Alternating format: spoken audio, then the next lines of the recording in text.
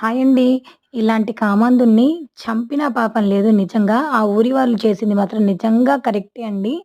So, అసలు ఏం జరిగింది అంటే జనగాం డిస్ట్రిక్ట్ పక్కన ఒక విలేజ్ అయితే ఉందనమాట. మారుమూల గ్రామం అది.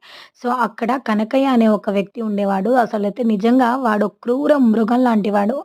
సో, అతనికైతే ఎలాంటి వావి వరుసలైతే ఉండవు. చిన్న పిల్ల దగ్గర నుంచి పండు ముసలి దాకా ఎవ్వరు కనిపించినా కూడా వాళ్ళనైతే రేప్ చేసేవాడు. అలాంటి వ్యక్తినైతే ఆ ఊరి వాళ్ళందరూ కలిసైతే చంపేశారు. ఆ ఊర్లో ఉండే ఆడవాళ్ళు, తన వైఫ్స్ అందరూ కలిసి కూడా అతన్నైతే చంపేశారు. సో, అది నిజంగా ఆ ఊరి వాళ్ళందరైతే ఇప్పుడు చాలా అంటే చాలా హ్యాపీగా ఫీల్ అవుతున్నారు. 10 సంవత్సరాల నుంచి ఈ నరకాన్నైతే అనుభవిస్తున్నారంట. సో, ఇంట్లో తన సొంత కూతుర్ని కూడా వదలడు. తల్లిని, ఇంకా పిన్నిని ఎవ్వరిని పడితే వాళ్ళని తీసుకెళ్లడం, రేప్ చేయడం ఇదే వాడి పని.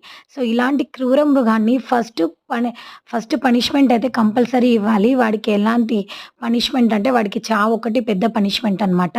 సో, అలాంటి వాళ్ళు బతికితే ఈ ప్రపంచంలో ఏం చేయలేరు.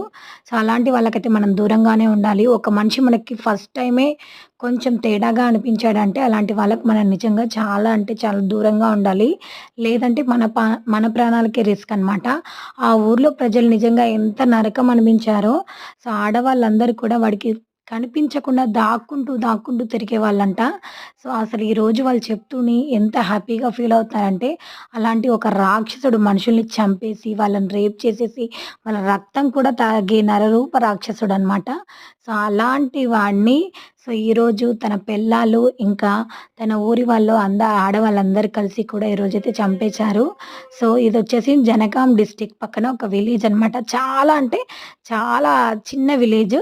సో, అక్కడ ఉన్న మనుషులు కూడా ఎక్కువగా అంటే ఎక్కువ ఈ ప్రెజెంట్ జనరేషన్ తెలియని వాళ్ళే అనమాట. అలాంటి వాళ్ళకి ఇలాంటి ప్రాబ్లమ్స్ అయితే ఫేస్ చేశారు.